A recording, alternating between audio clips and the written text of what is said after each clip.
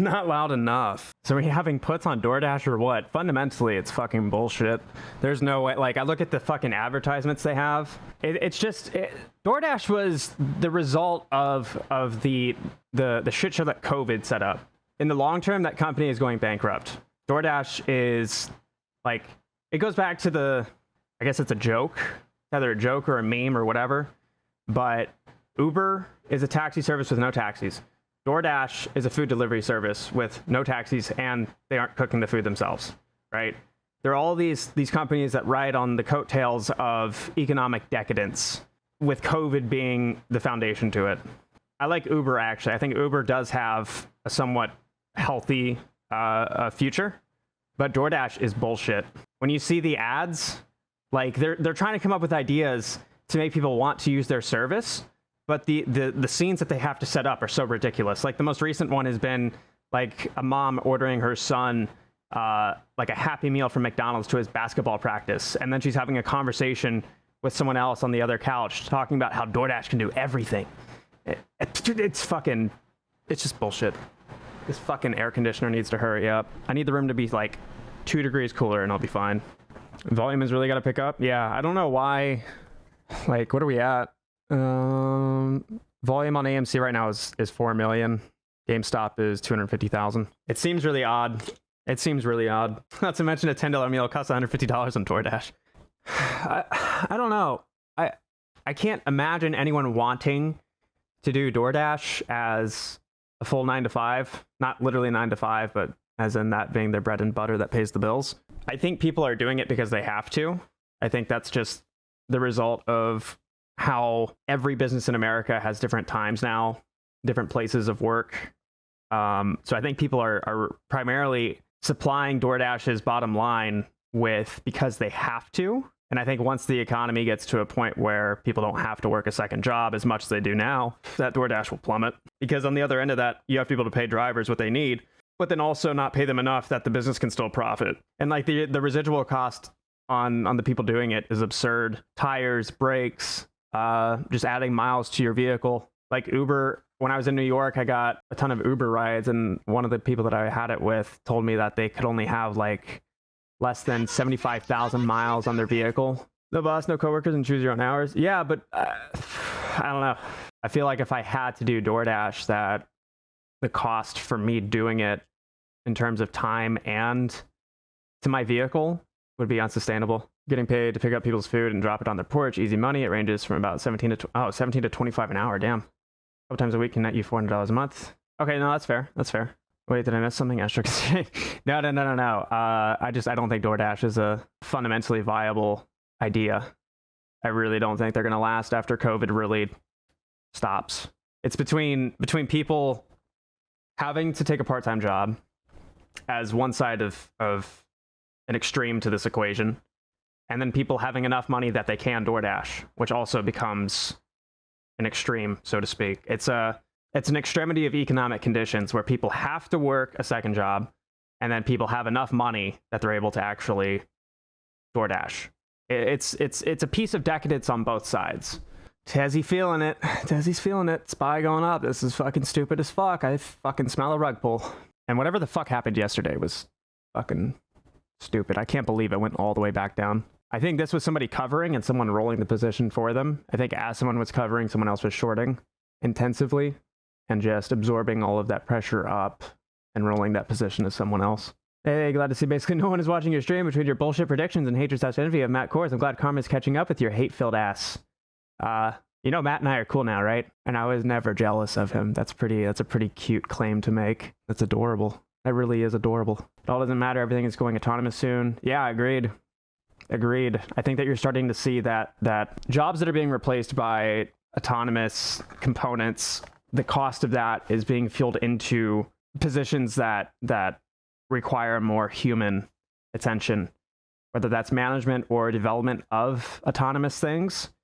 And that, I think, is at the center of like the tech bubble that we're in. Like as a software dev, you could be right out of a boot camp and make just shy of 6 figures easy. COVID brought in robotics. I don't know if it brought it in necessarily, but it definitely accelerated the deployment of robotics. or anything that automates seemingly menial tasks for a business environment. Let me reiterate, can't wait till we, yeah, man, I'm at the point where I'm just kind of waiting now. I had a year straight of digging and trying to bring things to people's attention. And a lot of people listened, thankfully. But now there's so much complacency everywhere that it's becoming frustrating. Do you feel there is a real reason we have been following the SPY, or has it been a way to drive down AMC, make it look natural? There's definitely price pegging going on between the SPY and all the other stocks. That's why things like ETFs suck dick for the instance that we're in. ETFs are a fucking plague. It's the equivalent of a subprime loan during 2008, I think. You've even seen the credit ratings of those go down. It's a huge systemic risk, and people just think they're the best thing in the world. It's also a source of artificial liquidity. It's really fucking disgusting. With the transparency rule, should we start climbing soon? I don't know that it would reflect right away. Between all the other regulatory catalysts that we've been suspecting of, it seems that they're waiting. They're just digging their feet into the ground more and more. Will AMC MOASS in the next 90 days? I have no fucking clue, dude. I've never forecasted or predicted MOASS. I only follow the cyclical squeezes. MOASS, I think, will be the result of one of the cyclical movements, but you never know. This whole entire market is a ticking time bomb, and now everyone knows it, and we're just being played with. What the fuck is that noise? Oh, it's a goddamn truck. Day 237 of waiting on my ASTRO butt plug. I'm about to just buy a butt plug myself and do some arts and crafts on it and sell them. I'm just chilling right now. I want to see something happen because this is eerily quiet. It looks good, and as far as like Wyckoff shit goes, looks like we're already in an LPS at the start of the day. So that's fucking neat. So little volume. It's odd. Something is different. AMC at 1632. Jumbo at 103.94. For some reason, the SPY is still ripping. I don't get it. I just don't fucking get it. This is insanity. Believe it or not, this actually looks good. We should see the reversal take place right after it. There's always an influx of volume before a run, and it always goes down for some reason. I think it's just rolling positions between everybody. Look like you lost some weight, bud. No, I've actually been putting a ton on. I've been putting a ton of weight on.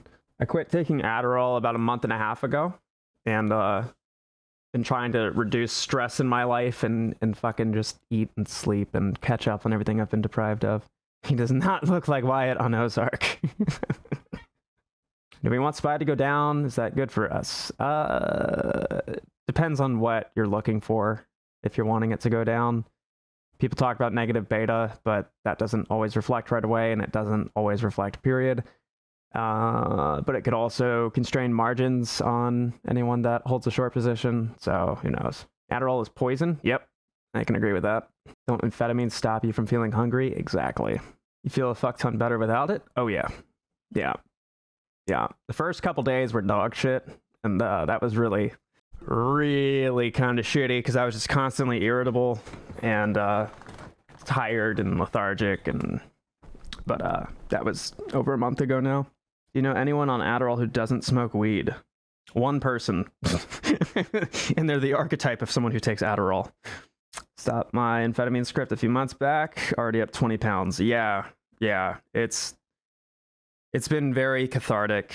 It was right after I got out of the hospital that I really started weaning off. It was really nice for like relaxing and developing an appetite again. I've got ADHD and I'm failing in class because I get distracted too easily. I was debating on trying Adderall, but everyone makes it sound horrible. Just start really small. And if you have impulsive tendencies, I would almost say don't take it at all. Yeah, you got to be real careful with that shit. It's always like, I say this all the time, and I'm going to say it again. This is why I've been vocal about my relationship with Adderall on the channel, because there's the space that we're in is very conducive for Adderall to be taken. And it's really fucking easy to get caught up in it when you think you're not, if that makes sense. So I've always tried acting as a tether to reality for people, because you don't realize you're caught up in it until you're out of it. I should look into vaping it since they vape nicotine. To be honest, if there was such a thing like that, I would probably buy it. Yeah, I would always take weekly breaks while I was taking it, and about once every 1 to 2 months, I take at least 2 to 3 days as a break just to make sure that not only am I reminding my body that this is not a permanent thing, but also to make sure that I'm not too far off the deep end, because I'll check to see how I react to not taking it. Yeah, but are you snorting it? No. No. I've seen friends fall to that shit so many times. How? Just how? How? Go the fuck down. This is bullshit. This is such bullshit, dude. This makes no fucking sense at all. It's just, even for the market's terms, this doesn't make fucking sense. Pretty soon all the financial YouTubers will be in one mansion in the Hollywood Hills. The question is, what should they call themselves? I'll let you guys decide. And as far as what AMC's gonna do, it looks like they pulled it back down to accumulate. So I see something like this. How come we don't watch the 15-tick chart and blare music anymore? Just waiting for some action to happen. Looking better, Astro. Did you find out exactly what happened when you were admitted to the hospital? No, I didn't. I have had like some residual vertigo, but it's been going away. I honestly think it was carbon monoxide. Someone commented that, and my dad saw it, and my dad dug into it, and the symptoms matched. And basically what happened was I went to bed, but it was cold outside, right? Despite it being Florida. It was like 40 degrees out, 45 degrees maybe. So I turned on the heat before I went to bed and slept. And then as the day began and the sun came up, my carpeted second floor apartment became really good at insulating heat. So the heater never turned off. And I was basically put into a furnace, to which I woke up, and pretty sure I was dying. That's really what it felt like. You smoke a lot of weed. I was stoned when I went to bed. If you haven't seen the video, it's called Stay Hungry, Stay Foolish. I put it out maybe 2 months ago. But I woke up, and I was dripping in sweat. My bed was soaked in sweat, and I was having a panic attack. I was definitely going through heat stroke. But when I tried getting up, I had no sense of direction. Like, everything was spinning. It was vertigo times a million. If anyone here has ever played Call of Duty Zombies, the map Ascension had the zombies that would like randomly just stumble and fall and then roll over and get back up. That's basically what I was doing. And I tried to drink water, and I subsequently threw up from it. And then I continued to throw up everything that I had in my stomach. To which I started just dry heaving, still sweating like a motherfucker, and went to the hospital. I literally thought I was going to die. Citadel trying to short your life. Alright, it's sad they're gonna go really well, or really great. Alright, I'm gonna bring people up one at a time. Talk about whatever the fuck you want. You can praise me, hate me, fucking, I don't give a shit. Topic doesn't matter, just don't get me banned from Twitter or YouTube. You got 5 minutes. Let's get this shit show started. Alright, 5 minutes, go. What up? Or not. That's cool too. I don't know, I'm ready for something to happen. That's where I'm at. I think everyone's really ready for something to happen, and I hate to, be that person, but it's really everyone else creating those dates and saying like, hey, back in Thanksgiving, or now it's the 1 year anniversary. Like, it's gonna come. There's without a question, it is certainly something that is inevitable. Obviously, in the stock market, nothing is guaranteed. We all know that, but there's just no running away from this. There's no just pushing this under the rug. We're not going anywhere. No one is selling the stock, in my opinion, or it's very minimal, at that point. And it just fucking crashed. That's lit. Okay. Hey, what up, babe? How you doing? Hey, babe, you have two spaces going right now. By the way, I think Yeah, I'm looking at two of your icons. What? You're hosting both of them too. Try refreshing. Maybe. Hold on. Wait, no. No, the other one's still going. There's like 87 people in it. What the fuck? 96. Fuck off. What? Yeah. I think you need to like close your Twitter and like restart. Are you on your phone or No, I'm your on my desktop? desktop. I think just close your browser. That's probably what it is. No. I mean, like, I'm using my computer to run Twitter. Bro, this is fucked. Okay, whatever. All right. He's so calm now. What the fuck? What the fuck happened? You changed the dealer? Fuck off. I'm chilling. I'm stoned. I'm having a good time. Joel Extra, welcome. What do you want to What's going talk on? about? 5 minutes. Let's do it. What's going on, Jolie? Wicked. I just want to talk about how, like, I'm really happy to see so much more positivity in the community in the last few weeks. Like, I know everyone gets stressed out, everyone gets fucking wound up, Yeah. and this shit's stressful. Like, Oh, yeah. watching the market tank sucks, but This is when true. you know what you have, it's like you can calm right down. I think it just comes down to people concentrating on what is defined and not bearing so much credence to that of which is currently undefined. And if you are going to bear that credence, at least be somebody digging into it, you know, because Yeah. a lot of it comes down to, you know, most people own stock, and stock does not suffer from theta decay. So if you're somebody that has the ability to stay in something, then that's all that really matters, you know. But there's been Exactly. so much just confusion and noise and dissonance that I've had to just step away and just let things settle down, you know. You step back from it and you can see the bigger picture.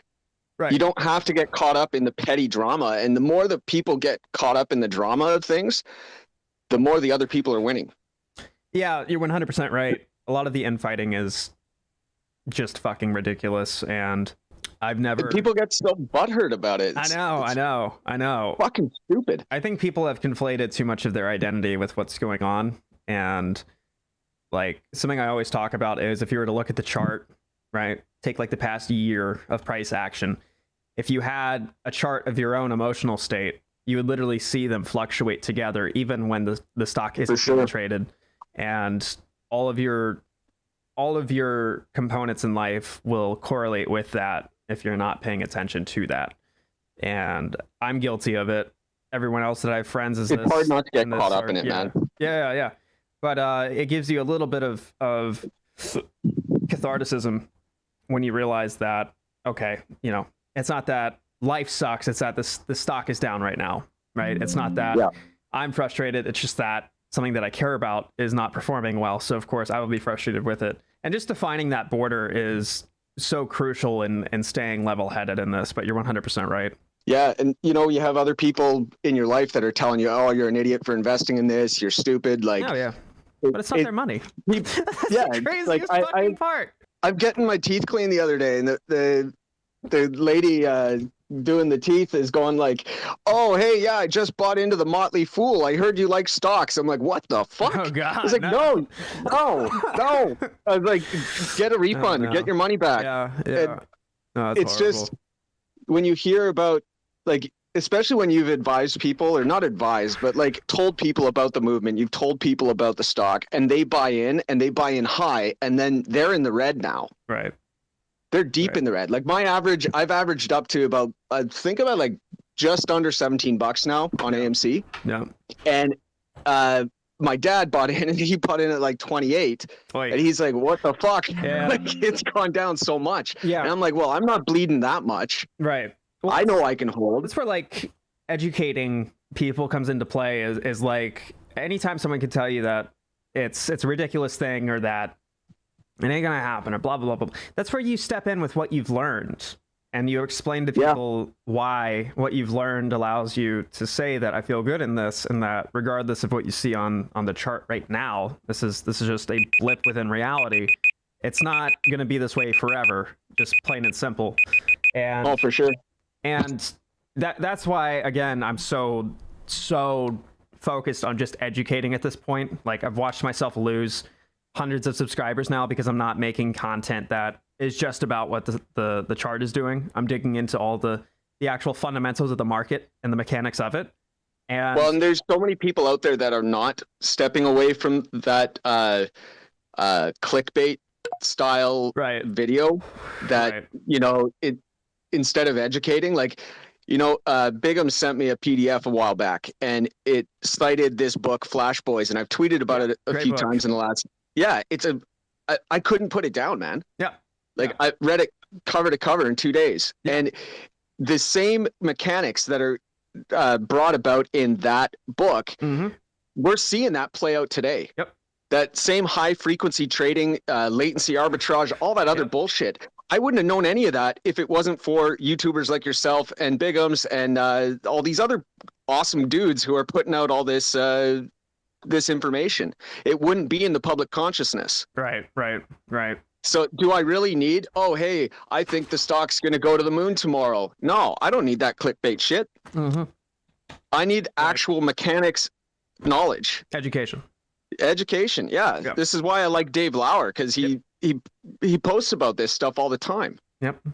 And that guy used to work at Citadel. So, like, he used to be in the belly of the beast. He knows how it works. Yeah. And remember when everyone thought that he was a villain, even though he brought himself up and was like, "Hey, I used to work here. This is what I did."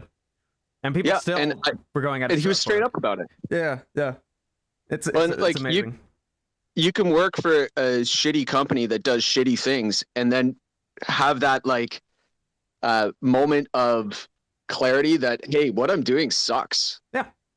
And then if you peace out, hey, I'm not going to hold it against you for working for them. Everybody's got to make a paycheck. Yeah. But even beyond that, it's what can you share that can help us? Exactly. Because that's knowledge that we wouldn't get otherwise. Right. And you look at, like, the guy from RBC who exposed all this high frequency trader shit. Right. Like, if he hadn't have had a conscience, like, people on Wall Street, there are people on Wall Street that do have a conscience. And that's what I think this movement is starting to, like, pick at that with some of these people. Right. And they're coming forward, and, like, we saw yesterday, 3 against 1 in that vote. Yeah. And that surprised the hell out of me. I was astounded when I saw that. Like, it's, and then Bigums and Wired did some digging, and it turns out that 98% of her pay came from quote unquote. Yeah, I saw that. Yeah, it was like, what the fuck is going on? Like, why is this in anywhere? Like, how could this have gone on? How for is so this long? allowed? Yeah. And it's the same with, like, the politicians trading.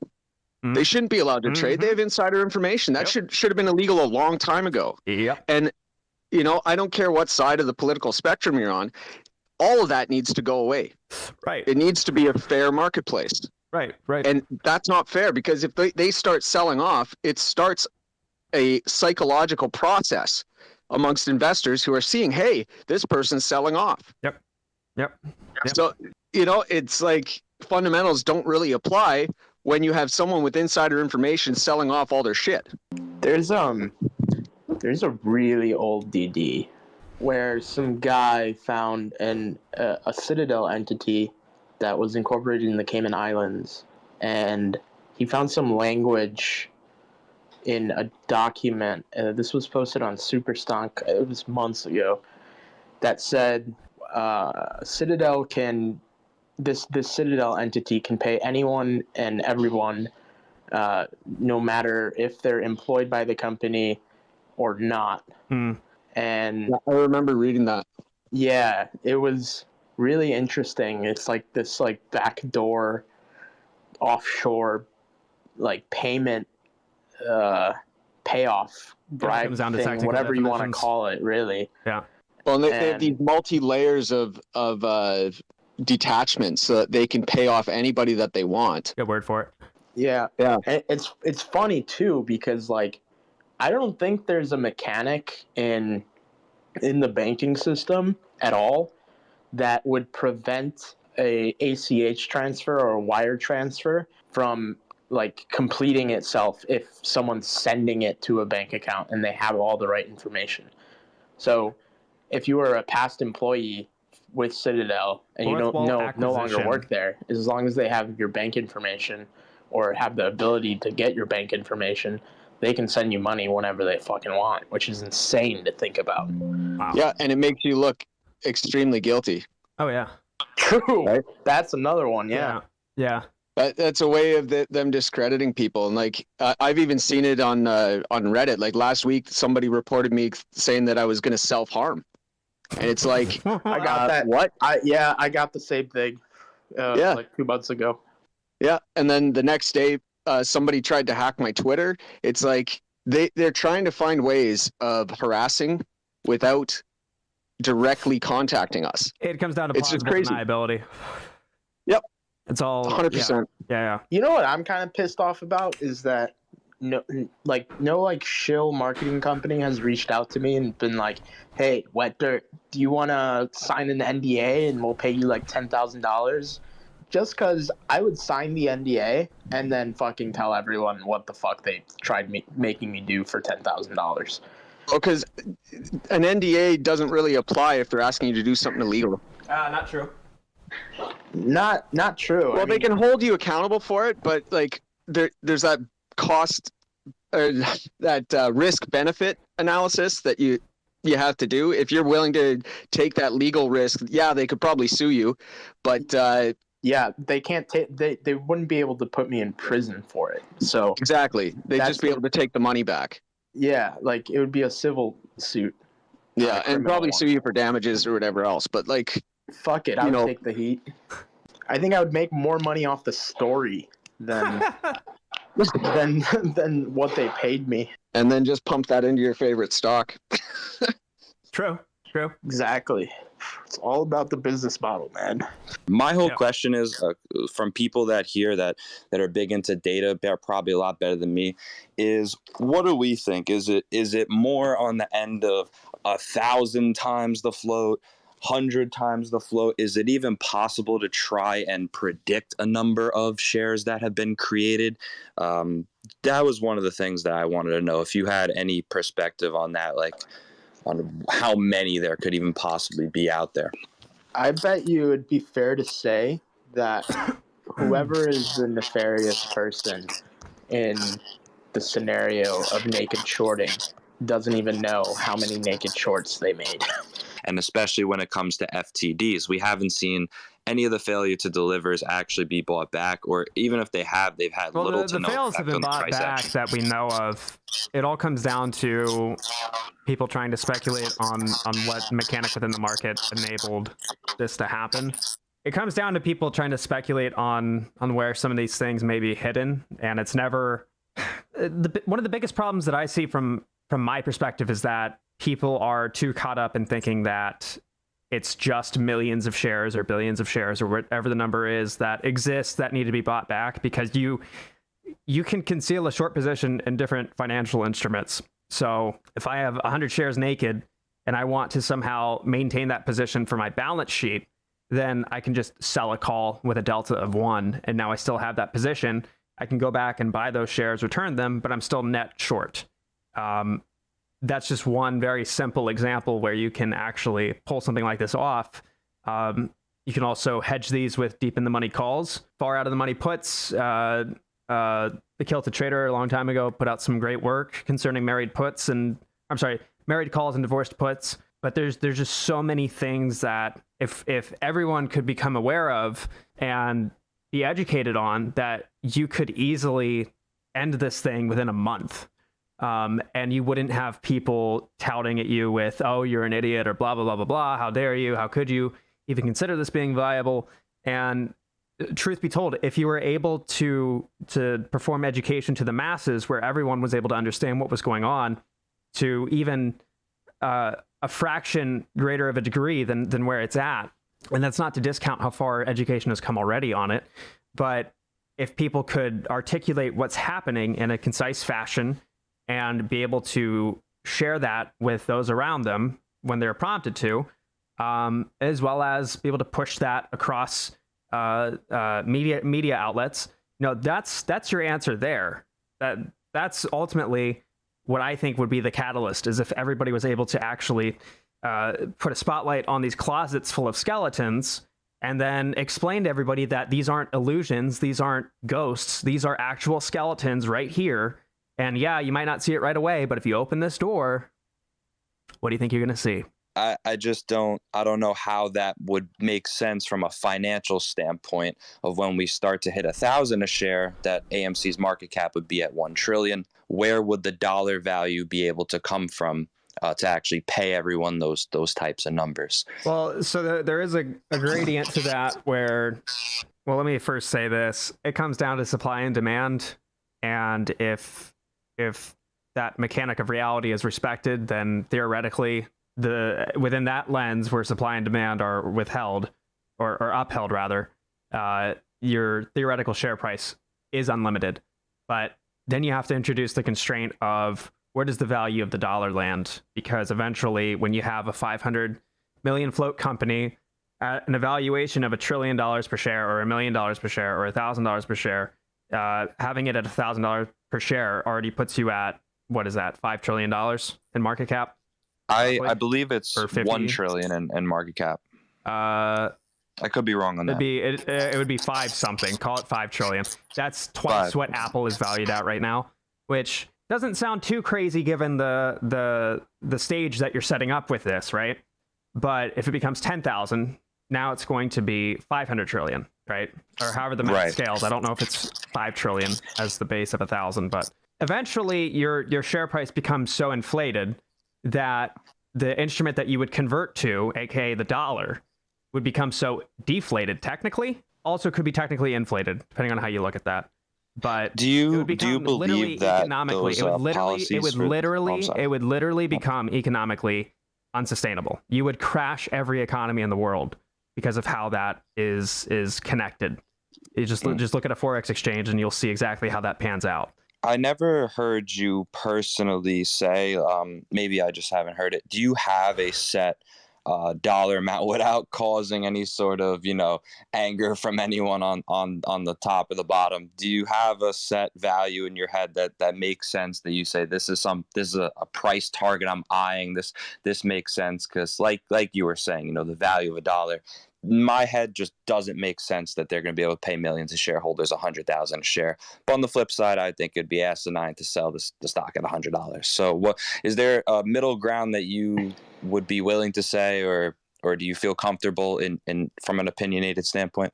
I just want to say quickly that the share prices that people are going to be selling at in a squeeze situation when it actually happens is going to be in the shape of a bell curve. So most people, if it does go to 100,000, will not execute their trade at 100,000, for example. A few people will, for sure, but that's not going to be everyone. Yeah. And I think the second thing is just I would just look out for key psychological levels. So one would be for AMC, 70, then 100, then step that up every $100 to 1,000. And then beyond that, I really have no comment. Yeah, call it 1,000. I don't know. Everyone's going to have their own number. It ultimately comes down to the whole supply and demand concept.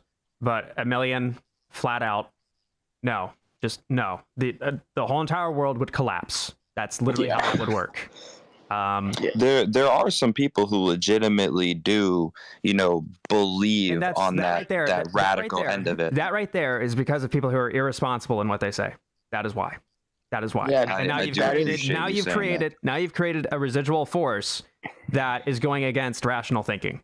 That is what that creates. Now you have people who are fighting from the side of it has to go to $1 million a share, who are now at the gates of everyone else who are trying to preach some form of rationality. That doesn't mean that there isn't a gradient there, but $1 million a share would literally that would cause the entire world to collapse unless you think that 6 or 7 trillion people can operate without currency. One final thing is we were looking at that SEC post, that SEC Chicago that was mentioning that if, and I'm sure there's a million different words in the fine print, if it poses a threat to hedge funds or retail, that they could pull a stock or actually halt it or have, like Lou was saying, the 1 or 2 day halts or pauses on the stock. What are your opinions on that? And also the DTCC in terms of their insurance policy, are they going to use those trillions of dollars? We also have GME is another beast that no one talks about that's going to 100% be just as crazy, if not maybe crazier, due to the float. In terms of all that, do you think that the government's really going to step in, or you think that they're just trying to let the firms take that weight? You would have government step in at some point, because that entire insurance fund held by the DTCC is for some form of catastrophic event, like World War III, which hopefully that doesn't happen, because we are getting pretty close to that. But as far as what those funds are issued into, that's supposed to be a catch-all to a global event that would mean everyone starts pulling money. I mean, everyone, not just people, but corporations and institutions would be pulling out their funds. That's supposed to be almost like a placeholder to maintain some form of liquidity in the market. Same thing with the plunge protection team. That's something no one talks about. The plunge protection team would probably be a player in it as well, because if people are getting margin called, you're going to see all the major indices just fucking collapse. And I think the PPT has, what is it, 5 trillion? 5 trillion allocated? I don't know. Don't quote me on that number. But a lot. Tens of trillions. Yeah, so yeah, you will see the government step in at one point. And I just think people need to be more rational minded towards what happens, because that's what you're going to require when you do enter into some phase. We've all seen ASTRO in a bull market. But after years of incompetence and greed by the government and institutional hedge funds, coming spring 2022, ASTRO in a bear market.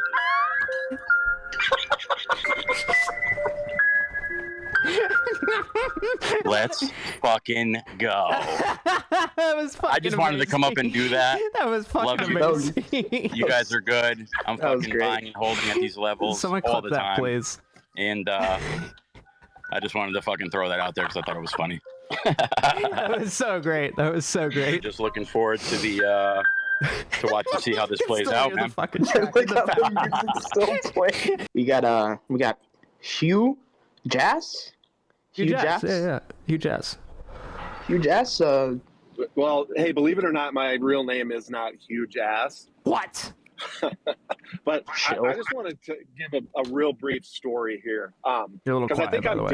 I'm different than a lot of holders. I'm 55 years old. I've worked for the same company for 32 years, and I've stuffed money into my 401k like religiously, like you're told to do, like you're supposed to do. But it was about a year ago. It's been more than a year ago. It was about January 1 of 2021. I said to my wife, we had some money in savings, and money in your savings account grows nothing. And Right. I said to her, I've been studying, reading, watching the market a little bit, trying to understand how it works, other than just putting money in a 401k. And so I started to educate myself, and I talked her into taking $25,000 in savings and putting it in. Now, don't pelt me with rocks and garbage, but I put it in a Robinhood account. It's in Fidelity now. Okay.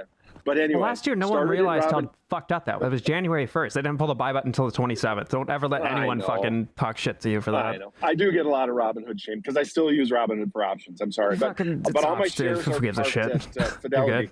You're But anyway, what I want you all to know is I started with 25,000, hit a high of 490,000 in Jesus Christ. June, July, maybe. And yes, I'm an idiot because I didn't sell. I did sell. I had some options. I had some 40 strikes for AMC, which allowed my account to grow. Put the money I invested back into savings. Took a trip to Vegas. I mean, spent some money anyway. But now my port is sitting around 40,000. and I continue to hold. I've been able to add to my AMC. I've got into GME, and I'm into BBIG right now, and I truly understand the market a lot better than I did. And my conviction is I have a 6 and an 8-year-old. I got married a little bit late in life. Yeah. So I have young kids, and I want a fair market for them, because I know people, I see on Twitter how the Kramers and the Gasparinos, laugh at us for, talking about manipulation like we're a bunch of idiots. But the more I see, it's a fucking rigged game, and it has to change. And I appreciate all you youngsters, ASTRO, I mean, everybody out there trying to make it better for the younger generation, because investing shouldn't be rigged. It should be a fair game for all. And I might be a boomer, but I get it. I'm in the side of retail, and I want change for my kids and for the rest of you. And I'm with y'all. We're gonna win. You're on the air, caller. What's going on, guys? Donald Pump, how are you? Yeah, Donald, good to hear from you. One of the best, the greatest men I've ever met in my life. It's gonna be the biggest squeeze. So squeezy. I just wanted to correct some of the numbers from earlier, and $1,000 a share would put us around 500 billion a share market cap. So that's not as bad as I thought it was. Okay, yeah. So you could double that, find yourself at $1 trillion. So that'd be $2,000 a share, and you'd be at $1 trillion market cap, which is about a third of what Apple is at. Right. So semi sustainable. But market cap, I think, should be everybody's metric for what is a realistic price. Yeah, I mean, I think there could be momentary peaks that go beyond what might be considered a reasonable market cap or plausible market cap, but like you said, it's not sustainable. Yeah. What's the floor? There are many floors. I'm talking about Some Trump call Tower, me by the way.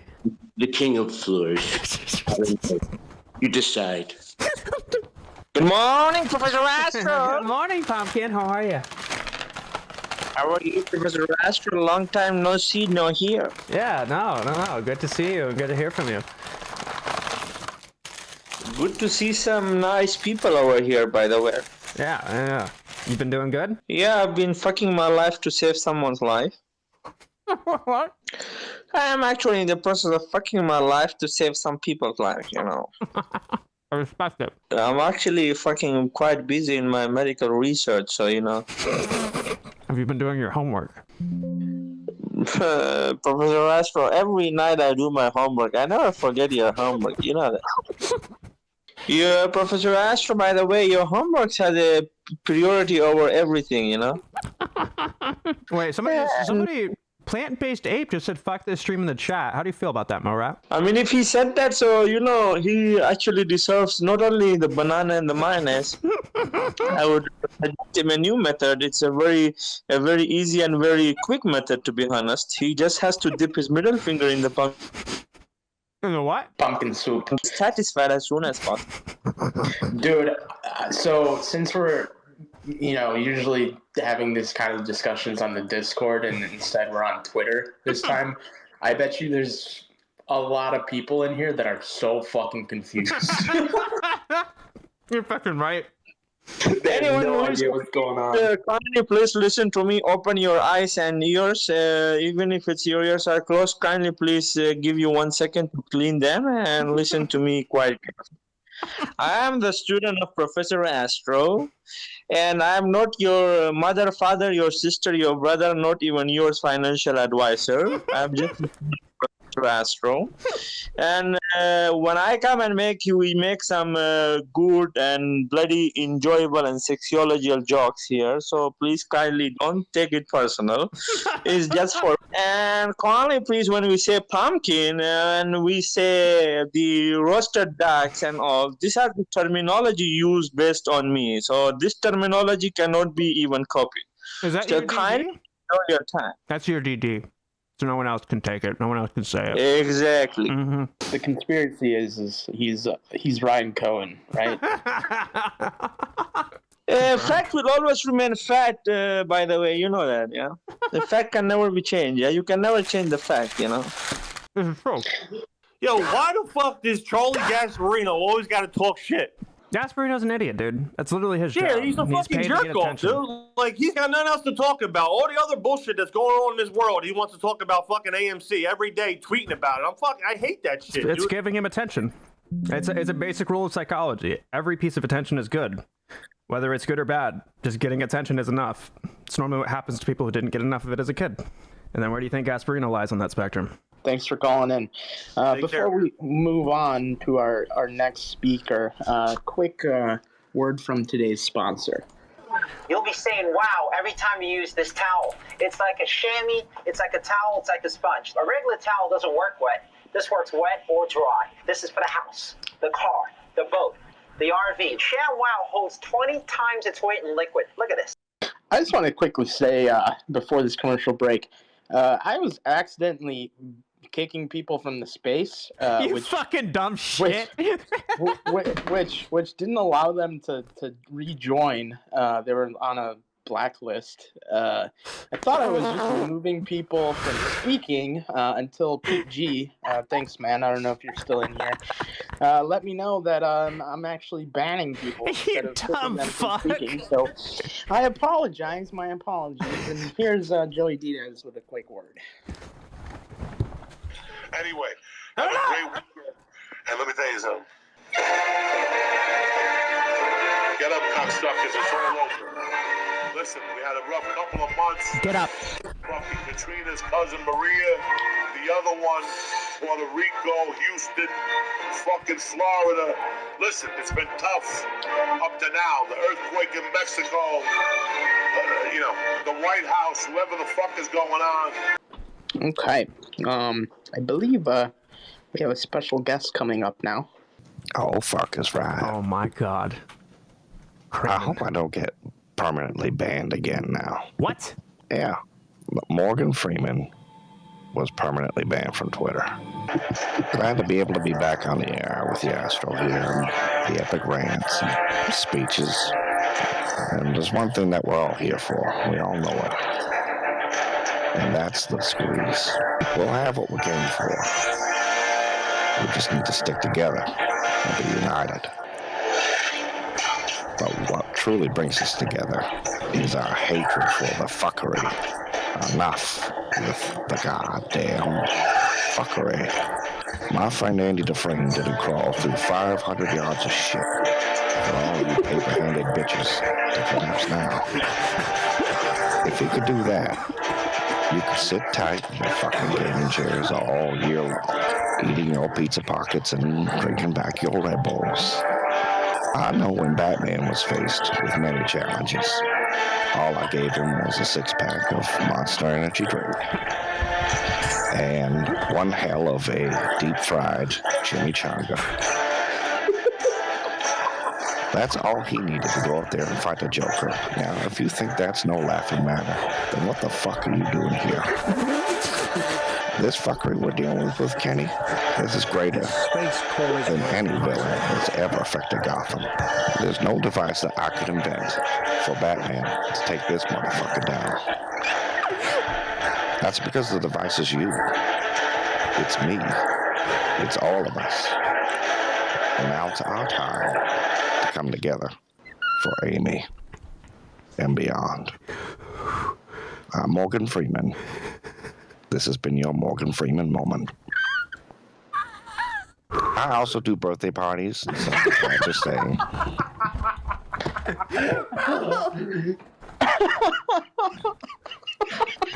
Dude, imagine having a fucking Morgan Freeman impersonator at like a child's birthday party.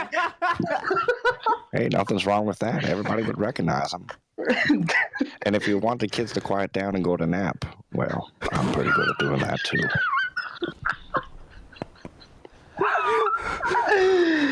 Oh, man. You can catch me Monday nights with Monday Night with Morgan, or in my other segment of Freedom Fridays.